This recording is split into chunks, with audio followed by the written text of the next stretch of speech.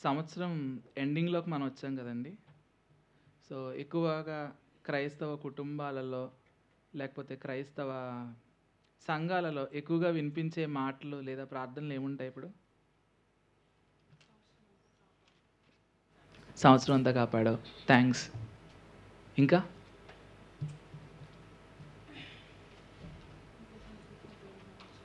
దేవుడు కృపను తోడుగా ఉంచాడు. దేవుడు చేసిన మేలులు జ్ఞాపకం చేసుకుంటారు.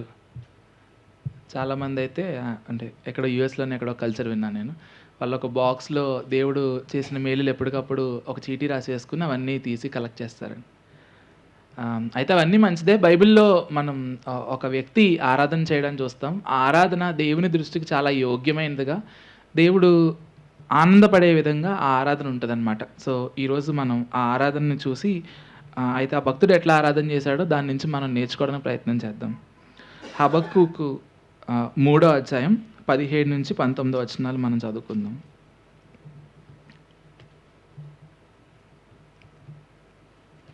హబక్కూకు 3వ అధ్యాయం 17-19 వచనాలు. అంజూరపు చెట్లు పూయకుండినను, ద్రాక్ష చెట్లు ఫలింపకపోయినను, ఒలీవ చెట్లు కాపు లేకుండినను, చేనులోని పైరు పంటకు రాకపోయినను, గొర్రెలు దొడ్డిలో లేకపోయినను, శాలలో పశువులు లేకపోయినను, నేను యెహోవాయందు ఆనందించెదను, నా రక్షణకర్త అయిన నా దేవుని యందు నేను సంతోషించెదను. ప్రభువగు యెహోవాయే నాకు బలము, ఆయన నా కాళ్ళను లేడి కాళ్ళ వలె చేయును, ఉన్నత స్థలముల మీద ఆయన నన్ను నడవచేయును. అయితే ఈ వాక్యాన్ని మనం చూస్తున్నప్పుడు ఇది రాస్తున్న కాంటెక్స్ట్ ఏంటంటే, దేవుడు వాళ్ళ దేశాన్ని ఇంకొక రాజుకి అప్పగిస్తాడు. అంటే ఆ తర్వాత వచ్చే పరిస్థితుల్లో హోప్ లేనటువంటి పరిస్థితులనమాట. ఆహారం ఉంటదా లేదా? వాళ్ళెలా ఉంటారు? వాళ్ళెట్లా జీవిస్తారు? వాళ్ళు వాళ్ళ ఫ్రీడమ్‌తో ఇంతకుముందు చేసుకునే విధంగా ఉంటారా లేదా? అనే సందర్భంలో హబక్కూకు ఈ మాటలు రాస్తాడనమాట. ఇంకొకటి నేను ఈ లేఖనాల్ని చదువుతా ఉన్నప్పుడు నేను గమనించింది ఏంటంటే, ఇంగ్లీష్‌లో అయితే అంజూరపు చెట్లు పోయకుండినను ఆర్ అని ఉండదు, అండ్ అని ఉంటది. అంటే ఇవన్నీ ఒకటేసారి జరిగినా హబక్కూకు ఏం చేస్తాడంటేనంట, దేవుడి యందు ఆనందిస్తాడంట. నా రక్షణకర్త అయిన నా దేవుని యందు నేను సంతోషిస్తానని చెప్తున్నాడు. అంటే ఇక్కడ రాస్తున్న వాటిని మనం చూస్తున్నప్పుడు ఈ ఈ రోజుల యొక్క మనం జీవిస్తున్న ప్రస్తుత రోజులకి మనం అన్వయించుకోవాలంటే, మనకి తినడానికి తిండి లేనప్పుడు, కట్టుకోవడానికి సరైన బట్టలు లేనప్పుడు, ఉండడానికి స్థలం లేనప్పుడు కూడా దేవా నేను నిన్ను స్తుతిస్తాను అనే విధంగా మనం అర్థం చేసుకోవచ్చు అనమాట. అది ఇంకా నేను చాలా బేసిక్ వర్షన్‌లో చెప్పాను. సో, అట్లా మనం అర్థం చేసుకోవాలంటే ఇందులో చాలా ఉంటాయి. అయితే మనం చాలా సార్లు ఏం చేస్తామంటే సంవత్సరం ఎండింగ్ వచ్చేటప్పటికి దేవుడు ఏమేమి మేలులు చేశాడు, దేవుడు ఏమేమి ఉపకారాలు చేశాడు, ఇంతవరకు దేవుడు ఎలా కాపాడాడు అనే విషయాలను జ్ఞాపకం చేసుకుంటాం. మంచిదే, వాటిని జ్ఞాపకం చేసుకోవడం, దేవుడు చేసిన కార్యాలను బట్టి దేవుడిని స్తుతించడం మంచిదే. అయితే దీనికంటే శ్రేష్టమైనది దేవుడు మన నుంచి కోరుకునేది ఏంటంటే, దేవుడు మనకిచ్చిన రక్షణ యొక్క విలువని మనం గుర్తెరిగి, ఆ రక్షణ దేవుడు మనకిచ్చాడు. సంవత్సరం అంతా ఆయనతో నడవడానికి దేవుడు మనకు సహాయం చేశాడు. దాన్ని బట్టి దేవుడిని మనం మరింతగా స్తుతించాలి. అదేవిధంగా దేవుడు మనకి చాలా ఆత్మీయమైన ఆశీర్వాదాలు ఇచ్చాడు. హెవెన్లీ బ్లెస్సింగ్స్ దేవుడు చాలా ఇచ్చాడు. పరలోక సంబంధమైన ఆశీర్వాదాలు. ఆ ఆశీర్వాదాలను బట్టి కూడా దేవుడిని మనం స్తుతించాలి. దేవుడు ఇక్కడ హబక్కూకు రాస్తూ నేను నా యెహోవా యందు ఆనందించెదను, నా రక్షణకర్త అయిన నా దేవుని యందు సంతోషించెదను అని అంటాడనమాట. అంటే పరిస్థితులు ఏమీ బాలేనప్పుడు కూడా దేవుడి యందు నేను ఆనందిస్తాను అని రాస్తున్నాడు. అయితే మనం ఈరోజు దేవుణ్ణి స్తుతించాల్సిన విషయం ఏంటంటే, పరిస్థితులు బాగున్నప్పుడే కాదు, బాలేనప్పుడు కూడా మనం దేవుని యందు ఆనందించాలి. దేన్ని బట్టి మనం స్తుతించాలంటే, దేవుడు మనకిచ్చిన పరలోకపు ఆశీర్వాదాలను బట్టి దేవుడిని మనం స్తుతించాలి. దేవుడు మనకి ఏమేమి పరలోకపు ఆశీర్వాదాలు ఇచ్చాడో ఒకసారి జ్ఞాపకం చేసుకుందామా? దేవుడు నిత్య నరకం నుంచి మనల్ని తప్పించాడు. పరలోక రాజ్యంలో దేవుడు మనకి చోటిచ్చాడు. ఏ రోజు మనం చనిపోయినా కానీ ఆయన దగ్గరికి వెళ్తామని శుభప్రదమైన నిరీక్షణని దేవుడు మనకిచ్చాడు.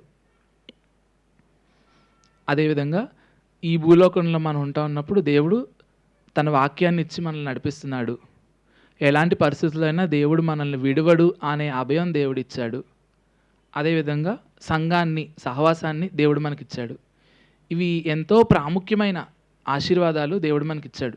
అయితే ఈ ఆశీర్వాదాలను బట్టి దేవుని మనం స్తుతిద్దాం. ఈ ఆశీర్వాదాలు నాకు ఇచ్చావైతే అయ్యా, ఈ సంవత్సరంలో నిజమే చాలాసార్లు పరిశుద్ధాత్మ దేవుడు మనకిచ్చాడు. కదండీ! చాలాసార్లు ఆత్మీయంగా మా జీవితంలో మనం చూసుకున్నప్పుడు ఈ సంవత్సరంలో చాలాసార్లు వెనకబడి ఉండొచ్చు. అయితే పరిశుద్ధాత్మ దేవుడు మళ్ళీ మనలో కార్యం చేస్తూ, మళ్ళీ మనతో మాట్లాడుతూ, మనల్ని సరిచేస్తూ, మనల్ని సంధిస్తూ, దేవునితో మళ్ళా సహవాసాన్ని పునరుద్ధరించాడు కదండీ! ఇట్లాంటి మేలులు దేవుడు మన జీవితంలో చాలా చేశాడు. మనం మనం ఆహ్, ఆహ్, డిప్రెస్డ్‌గా ఉన్నప్పుడు, మనం ఆత్మీయంగా కృంగిపోతున్నప్పుడు, దేవుడు తన వాక్యం ద్వారా మనతో మాట్లాడతాడు. దేవుడు తన సహవాసంలో ఉన్న మనుషుల ద్వారా మనతో మాట్లాడతాడు. అది చాలా గొప్ప మేలు. అంటే పరిస్థితులు, ఒక కష్టం, ఒక ఇరుకు, ఒక ఇబ్బందొచ్చినప్పుడు కొంతకాలం తర్వాత ఆ ఇరుకు, ఇబ్బంది పోతది. అయితే ఆ మధ్యలో ఆ జరుగుతున్న పీరియడ్‌లో దేవుడు మనల్ని ఎట్లా ఆదరిస్తున్నాడు, దేవుడు ఆ పరిస్థితుల గుండా వెళ్తున్నప్పుడు మనకెలా ఆహ్, ఆ పీస్‌నిస్తున్నాడు, ఆ సమాధానాన్నిస్తున్నాడు అనేది మనం జ్ఞాపకం జేసుకోవాలి. ఇలా ఆత్మీయ ఆశీర్వాదాలు అనేకం దేవుడు మనకిచ్చాడు. అయితే వాటిని మనం గుర్తు చేసుకుంటూ దేవుడిని మనం ఆరాధిద్దాం. నరకం నుంచి దేవుడు మనల్ని తప్పించాడు. నిత్య నాశనం నుంచి దేవుడు మనల్ని తప్పించాడు. పరలోక రాజ్యంలో వారసులుగా దేవుడు మనల్ని చేశాడు. అది పరలోక రాజ్యంలో ఉంటామా, ఉండమా అనే క్వెషన్ లేదు కానీ, ఖచ్చితంగా మనం పరలోకంలో ఉంటాం. ఖచ్చితంగా మనం చనిపోతే ఆయన దగ్గర చేరతాం అనేది ఆ అష్యూరెన్స్ కూడా దేవుడు మనకిచ్చాడు. ఆ నిశ్చయత దేవుడు మనకిచ్చాడు. ఈ ఆత్మీయ ఆశీర్వాదాలన్నిటిని జ్ఞాపకం చేసుకుందాం. ఈ ఆత్మీయ ఆశీర్వాదాలని మనం యుటిలైజ్ చేసుకుంటూ, మనం ఉపయోగించుకుంటూ దేవునికి మరింత దగ్గరగా రావడానికి దేవుడు ఇప్పటివరకు సహాయం చేశాడు. దాన్ని బట్టి మనం దేవుని స్తుతిద్దాం. అదేవిధంగా భక్తుడైన హబక్కూకు నుంచి మనం నేర్చుకోవాల్సిన ముఖ్యమైన పాఠం ఏంటంటే, మేలులు చేస్తేనే, అద్భుతాలు చేస్తేనే, కార్యాలు చేస్తేనే దేవుని స్తుతించడం కాదు కానీ, దేవుడు ఏమై ఉన్నాడో, దేవుడు నా జీవితంలో చేసిన దాన్ని బట్టి నేను దేవుని స్తుతించాలి. అదే అపోస్తలుడైన పౌలు అంటాడు. మా బాహ్య పురుషుడు కృషించిపోచున్నను, మా అంతరంగ పురుషుడు రోజు రోజుకి బలపడుతున్నాడని చెప్తాడు కదండీ! అట్లా మనం గూడా హబక్కూకు నుంచి నేర్చుకోవాల్సిన ముఖ్యమైన పాఠం ఏంటంటే, పరిస్థితులు ఎలా ఉన్నప్పటికిని దేవుడు నాకిచ్చిన రక్షణను బట్టి నేను ఆనందించాలి. ఎందుకంటే దేవుడిచ్చే చేసే మేలులైనా ఏవైనా కొన్ని రోజులు ఉండొచ్చు. కొన్ని రోజుల తర్వాత అవి మనకు ఉపయోగపడకపోవచ్చు. అయితే దేవుడిచ్చిన నిత్యత్వం, దేవుడిచ్చిన రక్షణ అనేది నిత్యమైనది. అది మనం తరతరాలు ఆయనతో ఉండే భాగ్యాన్ని దేవుడు మనకిచ్చాడు.